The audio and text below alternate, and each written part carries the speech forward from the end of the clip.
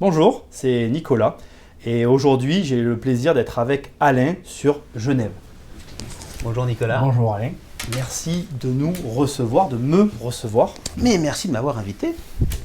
Alors, on va d'abord parler un peu de Alain, ensuite nous allons avancer dans sa particularité en immobilier. Alors tout d'abord Alain, pouvez-vous vous présenter brièvement et surtout nous raconter un peu votre cursus global? Très facilement. Moi je suis je suis né à Genève évidemment. Je suis issu des arts décoratifs, j'ai fait des arts décoratifs. J'ai travaillé comme designer dans l'horlogerie, dans la haute horlogerie. Mon métier a toujours été la valorisation d'objets, de choses, dans le design, dans l'architecture, d'abord dans l'horlogerie, après je me suis orienté dans la pub, dans le web, dans l'architecture, dans la modélisation 3D.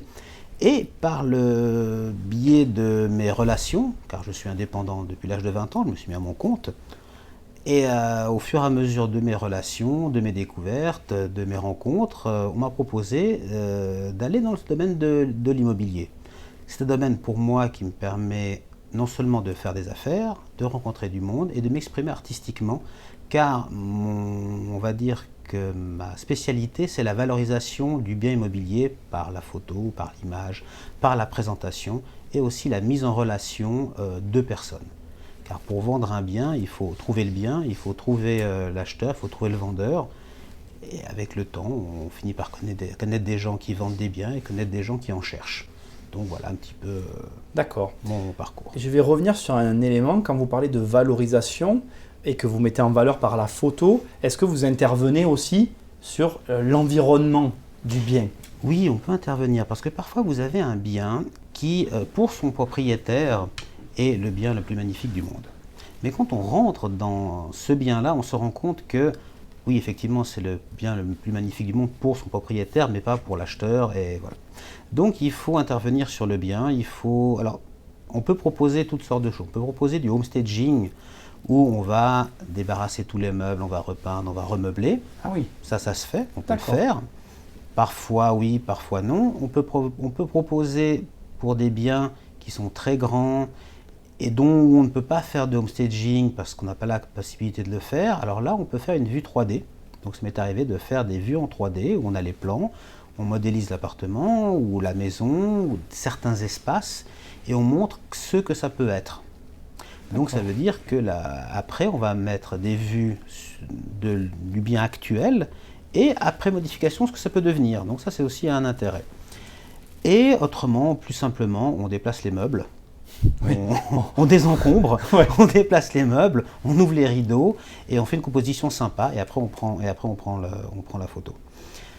Moi, la seule chance que j'ai, c'est que dans les biens dans lesquels je travaille, on les choisit quand même. Donc si on a un petit bien, généralement il sera vide. Donc là, ça va, il est vide. Et si c'est un gros bien, en général, c'est plutôt un bien bien meublé. Donc on aura un mobilier très classique.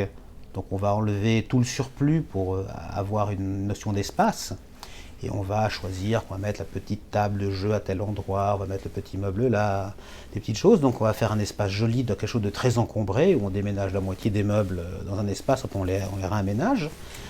Mais parfois j'arrive, mettons dans certains pays comme l'Italie, parce que je ne sais pas que là je suis l'Italie, on arrive fréquemment dans des appartements extrêmement bien meublés, extrêmement bien présentés, propres, on a l'impression qu'ils viennent de les finir et qu'on est les premiers à rentrer. Donc ça, c'est des très belles surprises. Donc j'ai eu souvent des belles surprises. D'accord, donc vous intervenez quand c'est nécessaire sur les biens? Uniquement quand c'est nécessaire. On propose au propriétaire. Si le propriétaire ne veut pas, on ne le fait pas. Ça reste comme c'est. Voilà. Et évidemment, les photos sont toujours mises en valeur. Donc chaque photo est faite avec une certaine ouverture, un certain angle, en temps de pause. Le but, c'est de montrer l'objet tel qu'il est, mais aussi le mieux possible. D'accord. Parce que évidemment, quand on voit des photos, si on fait une photo avec un smartphone, on aura un petit angle, ce n'est pas du tout ce que la vision humaine voit. Donc on est obligé d'avoir suffisamment d'angles pour montrer vraiment ce qu'est le bien, comme si on rentrait dedans. Et montrer ce chemin pour découvrir le bien. Oui. Et c'est ça. Et c'est aussi un respect envers le propriétaire du bien, de le mettre le plus en valeur possible. D'accord. Alors il y a une particularité sur votre marché, vous êtes sur le marché du luxe. Oui, principalement. Alors, qu'est-ce que le marché du luxe en immobilier? Est-ce qu'il y a une définition, un cadre? Le marché du luxe, c'est très simple. C'est un bien qui est déjà dans un bon endroit, parce que la situation géographique du bien est, on va dire, dans une ville, il y a des quartiers qui sont pour des biens de luxe, il y a des quartiers qui n'abriteront jamais de biens de luxe. D'accord. De toute manière, ça, c'est dans une ville, c'est normal. Donc déjà, selon où notre bien est situé, il peut être un bien de luxe parce qu'il est dans un quartier. D'accord. Mais vous pouvez avoir un quartier de villas avec des villas 20, 30, 50 millions et avoir une petite villa à côté qui n'a rien à voir avec un bien de luxe. Mais vous êtes grosso modo dans le même quartier. D'accord. Voilà, ça peut aller. Maintenant, il y a des quartiers qui n'abriteront jamais des biens de luxe. C'est parce que c'est impossible, parce que le quartier ne le veut pas. D'accord. Voilà, c'est des quartiers... Il y a des caractéristiques dans ces biens? Il y a quelque chose qu'il faut qu'il y ait dans le bien? Il faut qu'un bien de luxe, déjà il faut qu'il y ait une construction. Mettons, si je prends un immeuble, il y a des immeubles dans lesquels il n'y aura jamais de bien de luxe, parce que c'est du HLM, c'est la construction bon marché, donc ce ne sera jamais du bien de luxe. Il y a des immeubles qui sont construits pour étant des biens de luxe, donc tout est à l'avenant, donc le Minergie 3, l'épaisseur des murs, les sols, le câblage, tout est fait pour que ce soit des biens de luxe. Ça, c'est dans les immeubles modernes. Dans les immeubles anciens, alors ça dépend vraiment du quartier, et là, dans des immeubles anciens, ils étaient initialement conçus comme étant des hôtels particuliers, avec de la pierre de taille, avec des grandes chambres, avec des salons d'enfilade, avec des halls de réception. Donc c'est par définition un bien de luxe. Et c'est parce que le quartier le veut aussi, tout ça. Après, voilà, c'est un peu ça. Mais un bien bas de gamme ne peut pas devenir un bien de luxe, c'est absolument impossible. On peut transformer moi, ce que j'aime beaucoup, c'est transformer de l'industriel en loft, de choses comme ça. D'accord. Maintenant, suivant où il est, ce ne sera pas forcément un bien de luxe, ce sera un bien D'accord. atypique. D'accord. Mais ce ne sera pas un bien de luxe, la vraie définition du bien de luxe, parce que le bien de luxe s'adresse aussi à une certaine clientèle. Oui. Mais donc, alors, c'est une question que je voulais vous poser. Donc, si on a un bien classique, on ne peut pas le faire devenir un bien de luxe. Tout dépend où il est passé. Ah, d'accord. Un bien classique, des biens de luxe sont des biens classiques. Oui. Mettons sur la vieille ville de Genève, il y a beaucoup de biens de luxe qui sont des biens classiques parce qu'ils sont très anciens.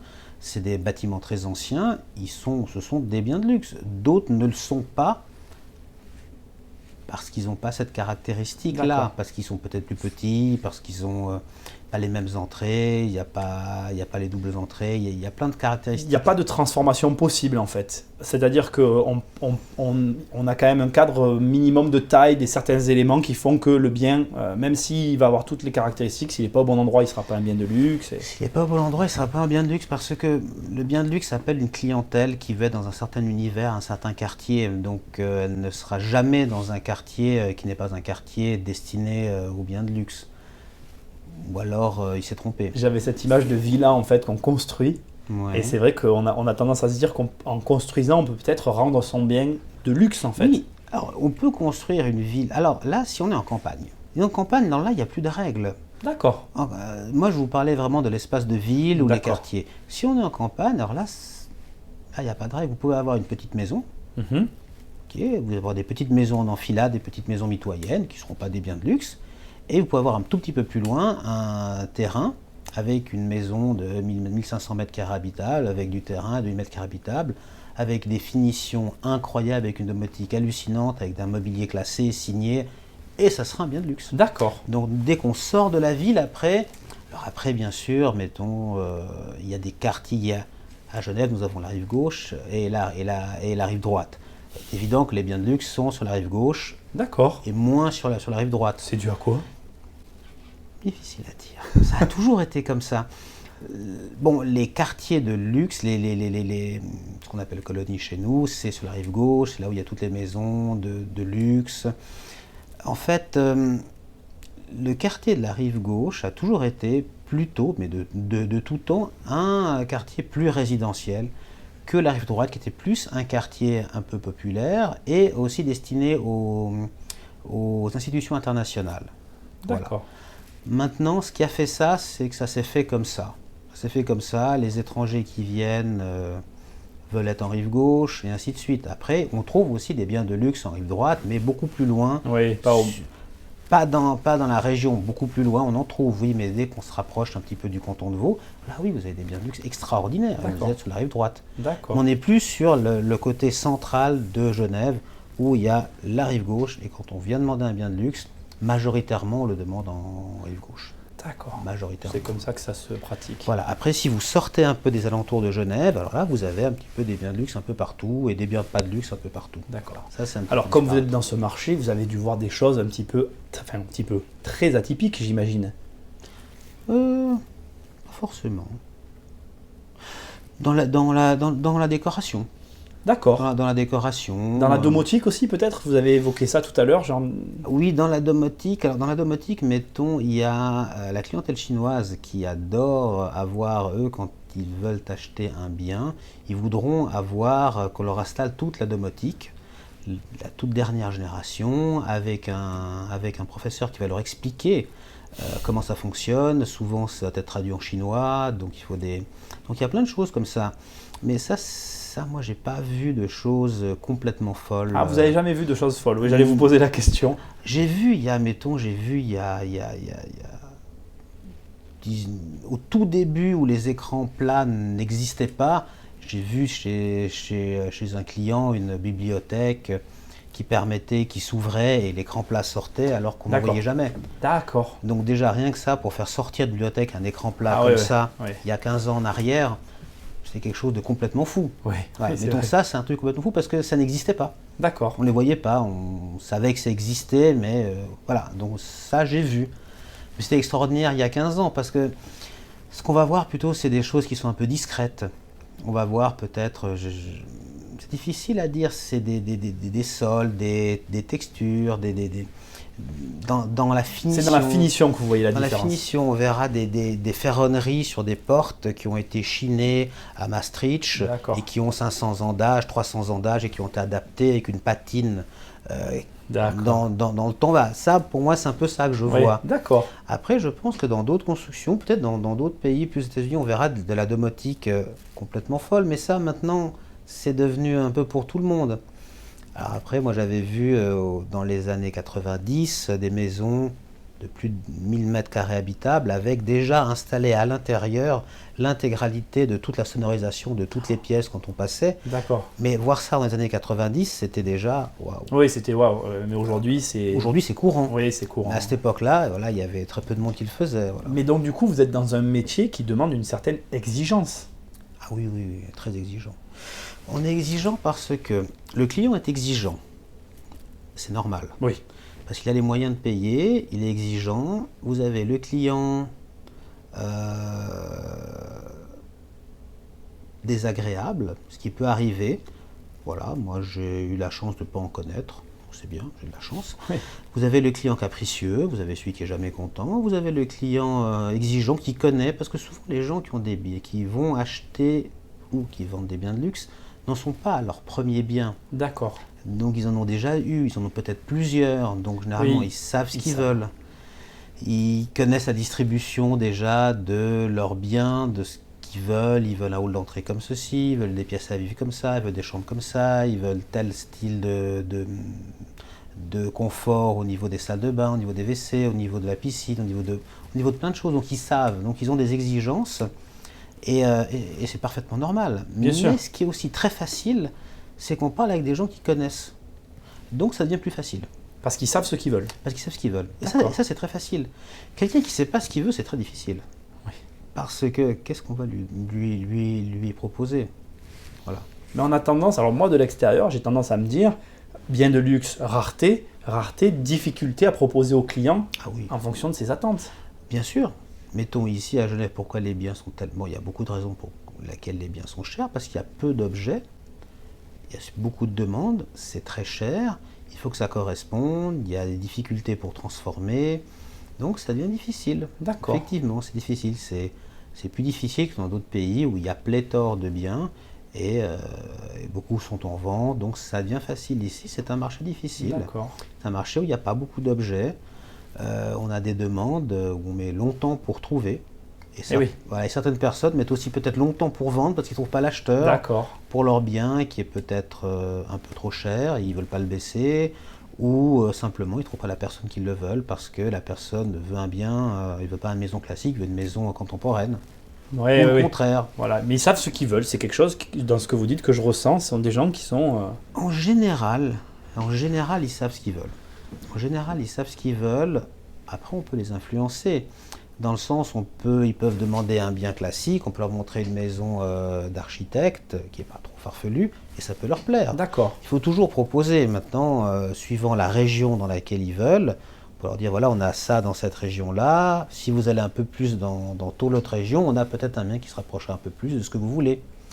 Voilà, donc après, plus l'exigence est haute en termes de biens, plus on va devoir écarter et plus on va devoir leur proposer peut-être des endroits auxquels ils n'avaient pas pensé. Et là, tout dépend du client s'il va accepter ou pas. Donc vous êtes, entre guillemets, vous avez cette capacité à parler avec ces personnes, parce que ce sont des gens quand même un peu particuliers, j'imagine. Pas pour moi. Pas pour vous. C'est des gens normaux. Mais vous arrivez à faire en sorte que leurs attentes soient comblées. On essaye en tout cas, mais c'est très facile, c'est pas des gens particuliers, c'est pas des gens difficiles d'accès. C'est pas des gens qui vous parlent mal, c'est pas des gens qui vous prennent pour un domestique, ce sont des gens sympas, normaux, comme tout le monde, d'accord. Comme tout le monde, simplement qu'ils ont les moyens de s'acheter des biens d'un certain niveau. Ils vont simplement vous demander ce qu'ils veulent, voilà, bonjour, j'aimerais ça, proposez-moi. Pour moi, ça a toujours été très facile. D'accord, en fait. c'est naturel. Oui, parce qu'on ne se pose pas la question, il n'y a pas de... Il n'y a pas de barrière comme on peut avoir en France, il y a une certaine barrière avec l'argent. Peut-être que... Alors non, ici, non. Nous, on n'a pas cette barrière ici. Oui, voilà. On n'a pas du tout cette barrière. Alors, peut-être des gens qui n'ont jamais travaillé dans ce milieu peuvent peut-être se sentir empruntés, je ne sais pas. Disons que je pense que ce sont des sommes en fait auxquelles on ne réalise pas en fait. Et donc, d'ailleurs, ça va m'impliquer une deuxième question. Le fait que vous travaillez dans ce milieu, dans votre quotidien, ça n'a pas une incidence. Enfin, je veux dire... Ah bah non, parce qu'on est... Vous faites la part des choses, vous voyez ce que je veux dire? Parce que c'est sûr que ce ne sont pas des biens qui sont à des tarifs classiques, donc du coup, automatiquement... Je vais vous donner un exemple très simple. D'accord. Quand j'ai commencé à travailler, j'avais 18 ans. J'ai travaillé comme designer dans une entreprise de customisation de montres et de cadrans. Et j'avais en charge le département des rhabillages des cadrans. D'accord. Rhabillage des cadrans, c'est refaire des cadrans pour des pièces. Donc un rhabillage juste pour un cadran, ça peut faire 1000, 1500, 3000, 4000, 5000 francs, donc l'équivalent en euros, puisqu'on a pris la parité. Donc quand on a déjà ça, et pour la première fois, j'ai tenu dans ma main la carrure. Donc la carrure, c'est le boîtier, c'est le bracelet d'une montre qui était un pavé de diamants arc-en-ciel entièrement, qui allait coûter 600 000 francs. Donc 600 000 francs en 1985. Oui. Voilà, donc ce serait une montre à plus d'1 million. Donc déjà, quand on tient ça à 18 ans dans sa main, c'est bon, on est tranquille. Ou on devient complètement fou, on apprend parfaitement à faire la part des choses. Et moi-même, quand je vais chez un client qui a une villa qui va faire 1500 mètres carrés habitables, même une fois, je me suis rentré, je fais une parenthèse, je suis rentré chez une cliente qui m'a été envoyée par une amie, et donc je suis introduit dans son appartement, je rentre dans un salon, je rentre dans un deuxième salon, et je rentre, mon ami a dit, tu verras, il y a des œuvres d'art contemporains partout. Je me suis dit, où vais-je m'asseoir? Je vais faire attention de ne pas m'asseoir sur une œuvre d'art parce que je ne vois pas où est le divan. Et après, la personne est arrivée, elle s'est assise sur un divan. Ah, je lui dis, donc celui d'à côté, c'est aussi un divan. Parfait, je peux donc m'asseoir. Voilà. Et en fait, on est surpris. On voit des meubles signés, on voit des... Je rentre des fois je suis rentré dans une maison où j'étais environné de tableaux de Picasso. J'ai vu des objets faits par Picasso que j'avais vus que dans des livres. Et quand on ressort, on sait très bien où est sa place. On garde sa place, voilà, moi je vends, j'achète, enfin j'achète pas, je vends, je mets en relation. Voilà, vous mettez en relation. Mais je sais très bien où est ma place. Je ne mets pas du tout au niveau financier de ces gens-là, il faudrait être complètement fou pour le faire. On deviendrait complètement schizophrène dans ce cas-là. J'imagine. Oui, c'est sûr. Et alors, comment vous faites dans ce marché? Alors, ce marché a une particularité, c'est un marché secret, enfin, qui n'aime pas la publicité. Ça dépend. D'accord. Comment on communique dans ce marché? C'était là où je voulais en venir, en fait. Alors, il y a deux manières de... Alors, pour un bien, et ça, de plus en plus, on a cette stratégie, parce que le marché immobilier est en train de changer radicalement. D'accord. À Genève, on a une caractéristique dans le marché immobilier qui ne ressemble pas vraiment au reste du monde, Il y a Monaco qui a un peu aussi cette caractéristique, où on a des biens vraiment très très très très chers. Donc vous allez avoir des gens qui vont vous proposer un bien qui n'est pas forcément un bien de luxe, qui n'est pas forcément un bien très cher. Donc ça peut être une maison d'architecte et du terrain qui vaut 3-4 millions, c'est un petit bien, mais c'est pas un bien de luxe, c'est un joli petit bien, sympa, mais vous aurez pas la possibilité, vous aurez tout juste la possibilité de le photographier. Là, vraiment, moi j'ai eu ça où il m'a dit, écoutez, il faut vraiment que je le photographie. D'accord, mais vous prenez que cette pièce-là, et puis que ça, puis je vais regarder les photos. Et je dis, voilà, là, il y a des cadres, donc je vais flouter tous les cadres pour pas qu'on puisse reconnaître les cadres. Oui, bien sûr. Là, les chambres, vous ne les faites pas, parce que la salle de bain caractéristique, on va la reconnaître. Et je fais un dossier, je ne peux pas le mettre sur le web, je ne peux pas l'envoyer par web, je ne peux pas l'envoyer en PDF, je peux que le présenter à une personne, le montrer, voilà, il y a ça, je ne peux pas vous le laisser, est-ce que ça vous plaît, voilà. Ça, j'ai eu ça. Il y a des dossiers qu'on ne montre pas qu'à des personnes, on ne les envoie pas par mail, c'est complètement confidentiel, on n'en parle pas. Et il y en a d'autres, on peut les montrer, et qui sont peut-être des fois plus chers. D'accord. On peut les montrer sur le web, on peut faire les photos, voilà. C'est toujours le client qui décide. D'accord, c'est le client qui encadre, qui donne le cadre de la commercialisation de son bien. Voilà, moi quand je rentre dans un appartement, quel que soit le prix de l'appartement que je vais photographier, ou de la maison, ou du domaine, je demande toujours au propriétaire, est-ce que je peux photographier? Est-ce qu'il y a des endroits où vous ne souhaitez pas que je photographie? Est-ce que vous voulez regarder les photos avant? Et une fois que j'ai tous les renseignements, je vais photographier. Alors certains me disent, oui, vous pouvez photographier ça, ça, ça. D'autres me disent, allez-y, faites tout ce que vous voulez. D'autres me demandent, non, j'aimerais plutôt photographier ceci plutôt que cela. Voilà. Et donc, en fait, c'est un tandem. J'ai envie de vous le dire, là, tout de suite, je suis en train de réaliser, vous travaillez vraiment en partenariat, main dans la main avec le client. Totalement. Alors on essaie de conseiller le client. Après, moi forcément, je vais conseiller le client, j'ai écouté votre bien, on pourrait le mettre, c'est un bien qui est difficile à vendre, il faudrait le mettre sur Internet, il faudrait en faire la publicité, il faudrait le diffuser. Voilà. Des fois oui, c'est bon, on y va, et des fois non, il faut le trouver, il faut uniquement le traiter de manière confidentielle. C'est le client qui va décider. C'est toujours le client qui décide.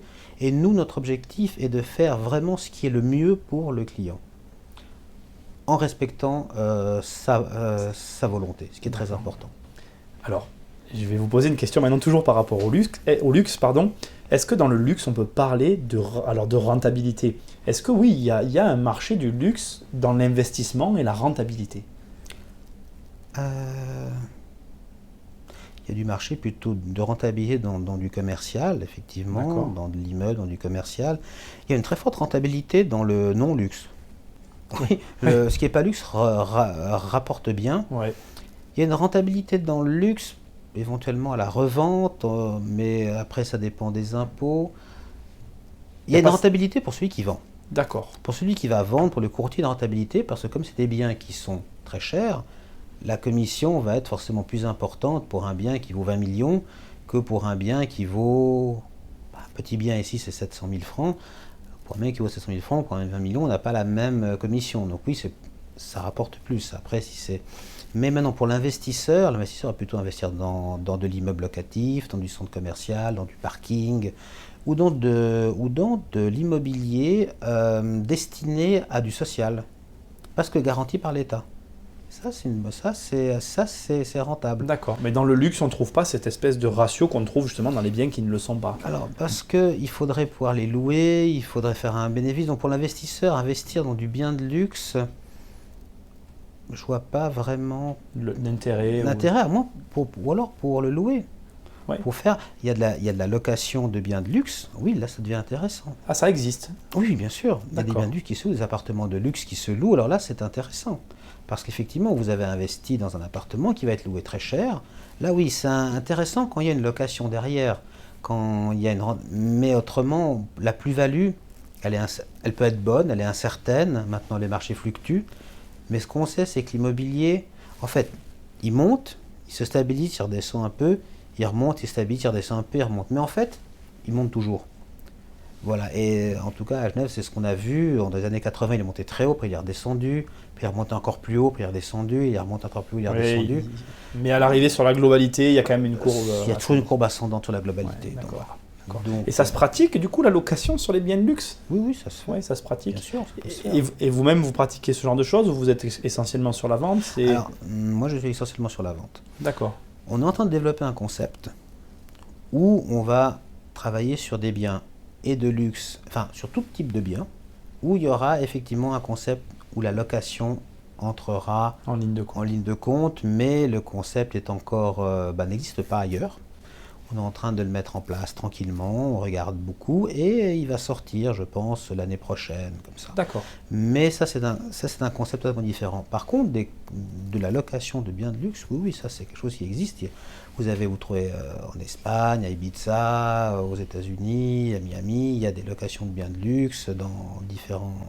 Au début de l'interview, vous avez parlé de l'Italie. Je vous coupe, ça m'évoque ça. Oui. Ça veut dire que quand on est dans le luxe, on est amené à se déplacer parce que du coup, comme c'est un monde un peu fermé, j'imagine, le monde devient plus grand pour vous. Enfin, je ne sais pas si vous comprenez ce que je veux dire, mais... Alors, vous avez des gens qui ne travaillent que sur le territoire qu'ils maîtrisent.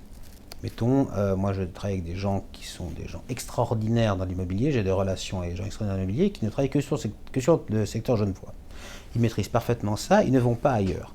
Il faut savoir que pour aller ailleurs, il faut connaître quelqu'un sur place, en qui on a toute confiance, qui est un professionnel de l'immobilier et qui connaît parfaitement toutes les procédures d'achat dans le pays.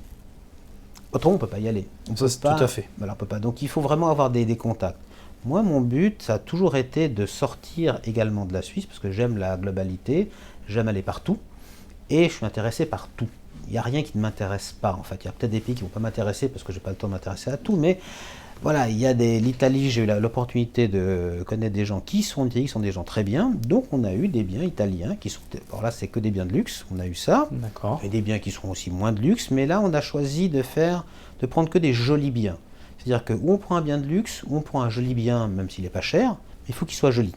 Ou un bien atypique. Donc on a fait ça, mais la personne, après si on a un client, nous, qui vient de Suisse ou qui vient d'Italie, lui, il va les traiter directement avec notre filiale en Italie, et il aura affaire à un professionnel italien qui connaît les lois, qui connaît les procédures d'achat, qui va encadrer la chose de manière professionnelle. Voilà. Parce que ce n'est pas moi qui vais aller vendre un bien en Italie, parce que même si je connais les procédures d'achat, parce que je les ai étudiées pour en parler, je n'ai pas la compétence pour le faire. Donc il faut toujours s'adresser à un spécialiste.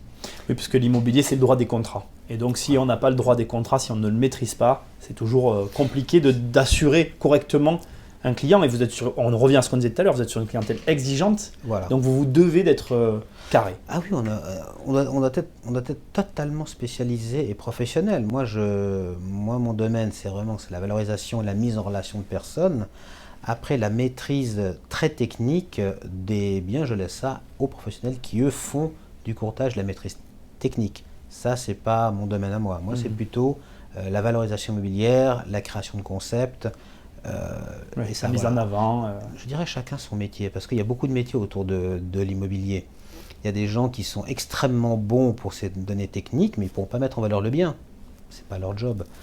Moi, je suis très très bon dans ce domaine-là, entre guillemets, je me lance un peu de fleurs, allons-y, mais je fais tout mon possible pour le faire, pour que ça soit mieux possible. Après, les données techniques, je vais donner ça à un de mes associés, qui est un vrai professionnel, qui va de cette branche-là et qui va aller dans la ligne droite du contrat, de l'acte notarié, de tous les petits détails techniques qui font en sorte que le contrat se passe bien, que tout se passe bien. Voilà, ça, chaque chose est compartimentée. D'accord. Ce qui est normal d'ailleurs. Oui, tout à fait. On s'improvise pas. Du coup, donc, je vais un petit peu résumer. Vous êtes à votre compte depuis 20 ans. 28 ans. 28 ans, donc entrepreneur. Oui. On peut dire que vous êtes entrepreneur. Oui, tout à fait. Est-ce que vous êtes vous-même investisseur? Non. Du tout.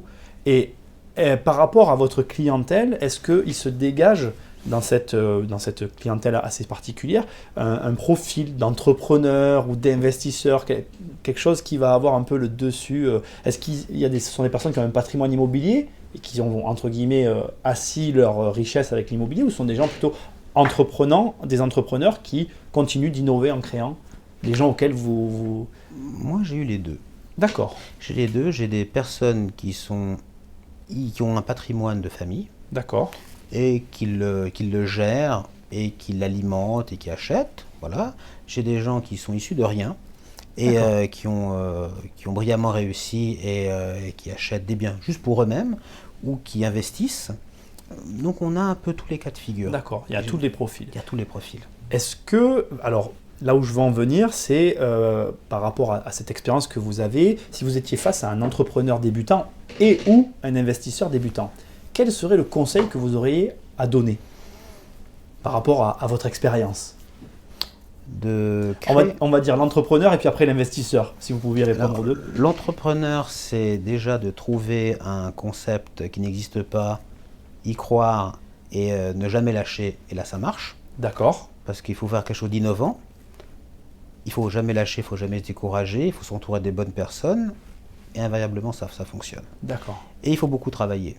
Ça. Donc ça veut dire que celui qui ne comprend pas qu'il doit travailler 60, 70 ou 80 heures par semaine, eh ben, il faut qu'il s'emploie à l'État, et puis il aura un salaire, et puis voilà. Mais autrement, un entrepreneur, c'est beaucoup de travail.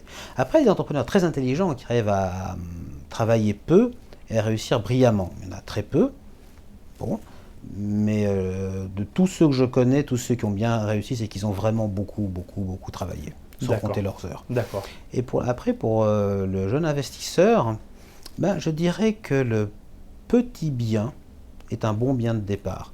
Le petit bien, pas cher, qui permet d'être loué et qui permet d'être de rentabilité, c'est déjà très bien. Je sais qu'en France, en Italie, vous avez ici un petit bien n'existe pas, mais petit bien c'est 700 000 francs. Oui. Voilà. Mais en France, je sais que vous avez des biens à 70 000 euros, ah oui, 60 000 euros, 70 000 euros. En Italie, on trouve du 40 000 euros, 50 000 euros. Pour un petit investisseur, commencer avec des petits biens, c'est pas mal. Le parking est un bien qui marchera toujours. Celui qui a les moyens, qui a vraiment les moyens, il sait très bien chez qui s'adresser. Il y a pléthore de très bons conseillers pour faire des très bons placements immobiliers. Voilà, c'est pour ça que celui qui a les moyens sera très facile. Celui qui n'a pas les moyens ou qui a juste un peu les moyens, c'est là où vous devez être prudent, de ne pas tomber sur des objets, investir sur un objet, il faut voir où est-ce qu'il est situé, il faut voir la situation géographique, voir l'objet lui-même, il faut voir le fonds de rénovation du bien, il faut voir une quantité de choses. Donc bien se renseigner si on est un jeune investisseur sur le bien qu'on achète. Oui, énormément se renseigner, être pointilleux, lire le contrat à la moindre virgule, toujours bien éplucher le contrat et ne jamais avoir peur de poser des questions sur ce qu'on ne connaît pas. D'accord. Moi, la moindre chose que je lis, je la décortique et je pose plein de questions sur ce que je ne connais pas. D'accord. Il y a toujours quelque chose que je ne connais pas. Et celui qui fait semblant de connaître, et puis qui signe, celui-là, il se fera avoir. D'accord. Il faut toujours poser des questions sur ce que l'on ne connaît pas parce qu'on peut toujours y avoir quelque chose. Et puis même si on connaît d'ailleurs, parce qu'on peut apprendre quelque chose. Même quand on sait les choses, on apprend tout le temps. Et effectivement, il faut comprendre qu'on va apprendre tout le temps.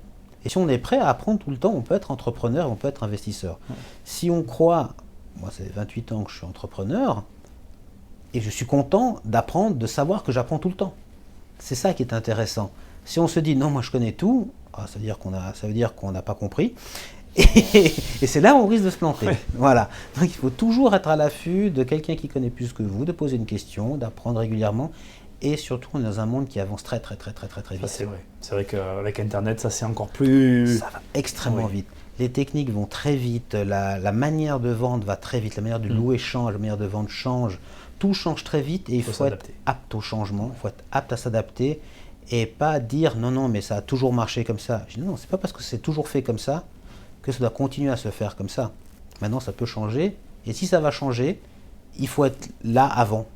C'est exactement comme les journaux. Le New York Times disait qu'ils ont loupé le virage Internet parce qu'ils n'ont pas eu assez de temps pour s'adapter alors que tous les journaux se lisent en ligne. Et voilà, j'avais lu ça à un moment donné. Il faut toujours être prêt à s'adapter à la nouveauté.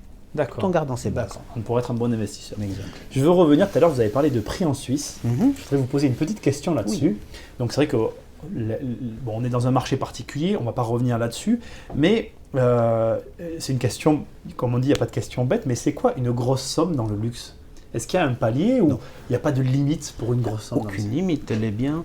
Je sais que les 5 plus gros biens du monde en vente, je crois que le plus gros bien se situe dans les 350 millions, je crois. Ah oui. De biens privés, hein. Je ne parle pas d'immeubles ni quoi que ce soit. Oui, oui, vous parlez de logement pour une personne. De biens privés, c'est un domaine, c'est une maison. On est en 350, 250 millions, 100 millions. Voilà, ça c'est des gros prix, c'est parmi les gros prix dans le monde. 200 millions, 60 millions. Moi j'ai un de mes contacts à Miami où il y a une maison à Key Biscayne qui est partout, qui a 62 millions. On peut la voir, très bien, on sait laquelle c'est. D'accord. Voilà, il y a des biens qui sont encore plus chers. Il y a des biens à 200 millions, 300 millions. Ouais. Voilà, moi j'ai eu des biens à 100 millions, 140 millions. Voilà. Il y a pas, entre guillemets, il n'y a pas de limite en fait. Dans le luxe, il n'y a absolument aucune limite. Il y a la limite que l'acheteur acceptera de mettre, le prix que l'acheteur acceptera. Il n'y a absolument aucune limite. D'accord. Vous devez connaître cette phrase, mais du coup, c'était là où je voulais en venir. On dit le luxe ne connaît pas la crise. Alors c'est une vérité, c'est une phrase toute faite. Qu'est-ce que ça fait? Un beau bien se revendra toujours. Le luxe ne connaît pas la crise, oui, c'est vrai, le luxe ne connaît pas la crise. Le vrai luxe ne connaît pas la crise. Enfin, moi, j'ai toujours été dans ce marché-là. Disons que le très bas de gamme marchera tout le temps. Le moyen de gamme, ça, c'est là où il ne faut pas être. D'accord. Parce que c'est là où ça tombe. La moyenne de gamme appelle la classe moyenne. La classe moyenne, c'est celle qui n'a pas d'argent. D'accord. Il n'y a plus de classe moyenne. La classe moyenne n'existe plus. La classe moyenne, où ce sont des working poor, qui travaillent, même en gagnant beaucoup, mais à la fin de l'année, il ne leur reste rien. Il leur reste rien. D'accord. Donc ils ne peuvent plus consommer. Parce que leur travail leur permet que de pallier à leur charge annuelle de vie. Donc ils ne consomment plus rien. Ils ne sont pas intéressants. Celui qui est plus pauvre, qui va être assisté, il aura plus d'argent. Parce qu'il n'aura pas d'impôt, il n'aura rien. Oui. Et il va consommer. Il va consommer du bas de gamme, du pas cher, il va consommer. Il fera tourner l'économie. Celui qui est riche, qui est très riche, il va consommer de toute manière. Donc c'est parfait. Nous, en Suisse, plus nous avons de personnes aisées, fortunées qui viennent, qui dépensent dans l'économie, et plus ça fait tourner l'économie, plus ça donne du travail à tout le monde, plus ça donne du travail à la classe moyenne, à toutes les classes, tout le monde en profite. Bien sûr, c'est une locomotive après ça. Ce sont des locomotives. Et effectivement, le bien de luxe, mettons l'horlogerie de luxe, on dit dans l'horlogerie de luxe, je fais le pareil sur l'horlogerie parce que c'est aussi un domaine que je connais bien. C'est beaucoup plus facile de vendre une montre à 1 million qu'une montre à 10 000 francs. D'accord. Parce qu'une montre à 1 million, elle est déjà vendue. Une montre à 10 000 francs, il y en a tellement que voilà, c'est plus difficile à vendre. D'accord. Voilà, donc c'est pour ça. Donc un bien, le bien de luxe, à part s'il n'est pas au bon prix, s'il est surévalué, il ne se vendra pas. D'accord. Le bien se vend au juste prix, au prix du marché. C'est un peu fini les biens qui se vendent à des prix délirants, parce qu'avant il y avait certaines clientèles de certains pays qui achetaient à n'importe quel prix. Maintenant, ceux-là sont parfaitement au courant du prix, ceux qui négocient le plus les prix, et le bien se vend au prix du marché. Par contre, un très beau bien trouvera toujours un acquéreur, qu'il soit cher ou pas cher. Donc si le bien est très beau, il est bien situé, il trouvera un acquéreur. Un bien pas très beau, même pas cher, il aura beaucoup plus de mal à trouver un acquéreur. Donc je dirais oui, le luxe, malgré la crise, malgré le fait que c'est beaucoup plus difficile de vendre, maintenant, même pour des biens de luxe, c'est beaucoup plus difficile de vendre des biens de luxe maintenant qu'avant. Mais malgré ça, par rapport à d'autres biens, oui, ça reste encore... Oui, ça reste... Ça se vendra toujours. Est-ce que... Alors, je vais vous poser une question peut-être étrange, mais est-ce que vous pensez qu'on a tous la bonne définition du luxe? Le luxe diffère de chaque pays. Je pense qu'on peut avoir toujours tous la même définition du luxe. D'accord. Je pense, oui. Maintenant, suivant d'où on vient et l'habitude qu'on a d'être avec le luxe, on aura une vision différente.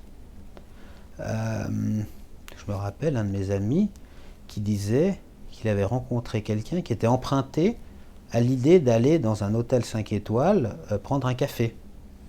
D'accord. Alors que, voilà, on va dans un café. Moi, j'aime bien aller dans un lounge, un hôtel 5 étoiles pour prendre un café, parce que c'est très sympa, je suis bien servi.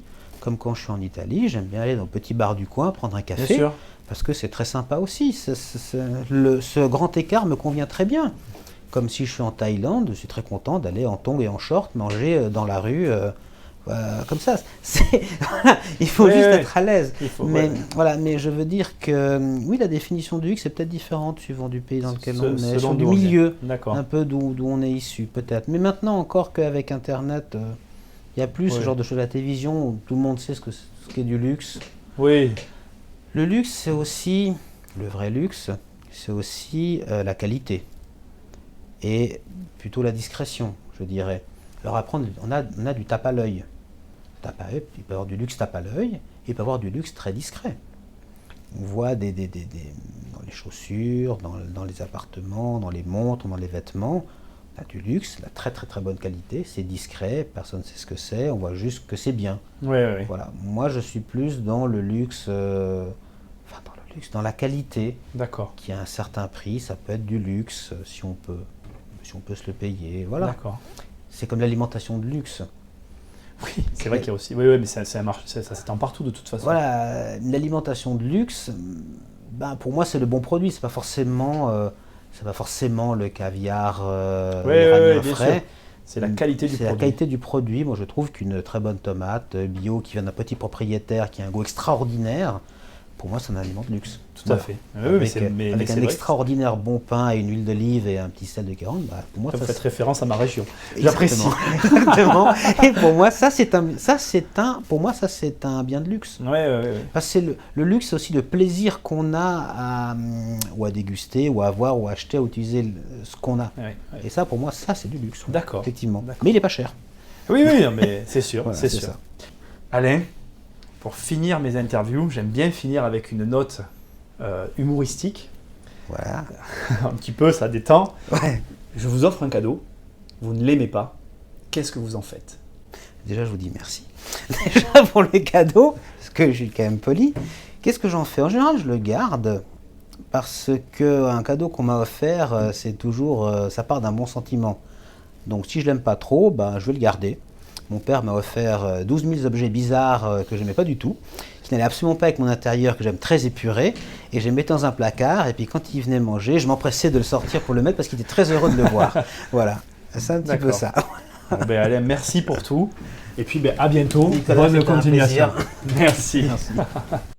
Hey, pensez à aimer, partager et commenter cette vidéo, et c'est pas fini. En cliquant juste ici ou là, vous allez accéder à une série de 9 vidéos gratuites sur l'indépendance financière. On se retrouve de l'autre côté.